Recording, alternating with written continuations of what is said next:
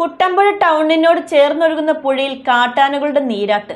ഈ അപൂർവ കാഴ്ച കാണാൻ സഞ്ചാരികളുടെ തിരക്ക് അനുഭവപ്പെട്ടു. എന്നാൽ കൂട്ടമായി ആനകൾ എത്തുന്നത് നാട്ടുകാരിൽ ആശങ്കയും വർദ്ധിപ്പിക്കുന്നുണ്ട്.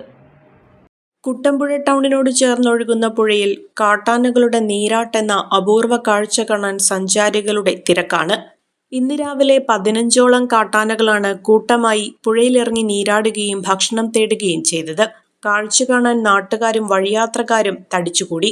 പുഴയിലിറങ്ങിയ കൊമ്പനും പിടിയും കുട്ടികളും ഉൾപ്പെടെയുള്ള ആനകൾ ഏറെ നേരം വെള്ളത്തിൽ കുളിക്കുകയും കളിക്കുകയും ചെയ്തു. ആനകൾക്കേറെ പ്രിയപ്പെട്ട ഒരിനം പായൽ ഇവിടെ ധാരാളമായി ഉള്ളതിനാലാണ് ഇവ പതിവായി ഈ ഭാഗത്തേക്ക് എത്തുന്നതെന്നാണ് നാട്ടുകാരുടെ വിലയിരുത്തൽ. ടൗണിൽ നിൽക്കുന്നവർക്കും ഈ അപൂർവ കാഴ്ച നേരിൽ കാണാൻ കഴിയുന്നതിനാൽ ധാരാളം വഴിയാത്രക്കാരും വിനോദസഞ്ചാരികളും നാട്ടുകാർക്കൊപ്പം മൊബൈൽ ഫോണുകളിൽ ദൃശ്യങ്ങൾ പകർത്താൻ തടിച്ചുകൂടി. എന്നാൽ കാഴ്ച എത്ര മനോഹരമാണെങ്കിലും ആനകൾ ടൗണിനോട് ചേർന്ന് കൂട്ടമായി എത്തുന്നത് നാട്ടുകാരിൽ ആശങ്കയും വർദ്ധിപ്പിക്കുന്നുണ്ട്. ആനകൾ ഇങ്ങനെ കൂട്ടമായി എത്തുന്നത് കാണാൻ മനോഹരമാണെങ്കിലും അവ ഏത് സമയത്തും ജനവാസ മേഖലയിലേക്ക് ഇറങ്ങുമോ എന്ന ഭയമാണ് നാട്ടുകാർക്കുള്ളത്. അതുകൊണ്ട് ഓരോ തവണയും ആനകൾ എത്തുമ്പോൾ നെഞ്ചിടിപ്പോടെയാണ് തങ്ങൾ കഴിയുന്നതെന്ന് നാട്ടുകാരനായ മുരളി കുട്ടമ്പുഴ പറഞ്ഞു. ഈ കുട്ടമ്പുഴ മേഖലയിൽ കാട്ടാനകൾ വർദ്ധിച്ചിരിക്കുകയാണ്. ഇപ്പോൾ കാഴ്ചക്കാരുടെ ആവേശം ഉണർത്തിക്കൊണ്ട് നിരവധി കാട്ടാനകളാണ് ഇപ്പോൾ എത്തിക്കൊണ്ടിരിക്കുന്നത്. ഇന്നലെ കഴിഞ്ഞ ദിവസമൊക്കെ 25ഓളം ആനകൾ വെള്ളത്തിലുണ്ടായിരുന്നു പുഴയിൽ. ഇന്നിപ്പോൾ രാവിലെ ഒരു 10-15ഓളം ആനകൾ എത്തിയിട്ടുണ്ട്. കൂടുതൽ ആനകൾ കാട്ടിൽ നിന്ന് ഇറങ്ങിക്കൊണ്ടിരിക്കുകയാണ്.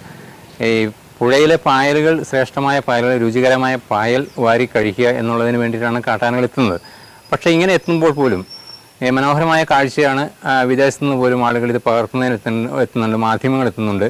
ഒക്കെ ആണെങ്കിൽ പോലും നാട്ടുകാരുടെ ഒരു നെഞ്ചിടിപ്പ് വർദ്ധിക്കുന്നുണ്ട്. ഇതിനിടയിൽ കാഴ്ചകൾക്കിടയിലൂടെ ഈ ആനകൾ ഒട്ടേറെ നഷ്ടങ്ങളും ഭീഷണികളുമാണ് ഉണ്ടാക്കിക്കൊണ്ടിരിക്കുന്നത്. അപ്പോൾ ഇത്തരത്തിൽ ആനകൾ വർദ്ധിക്കുമ്പോൾ സ്വാഭാവികമായിട്ടും കാഴ്ചയ്ക്ക് അപ്പുറത്തേക്ക് ഒട്ടേറെ കാര്യങ്ങൾ നമ്മൾ ചിന്തിക്കേണ്ടതുണ്ട്. അതിൽ സർക്കാരും വനം വകുപ്പും ഒക്കെ ശക്തമായി ഇടപെടേണ്ടത് സാഹചര്യം കൂടിയുണ്ട്.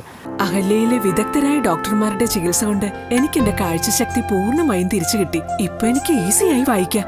നേത്ര സംരക്ഷണത്തിന് നമ്മുടെ അഹല്യ.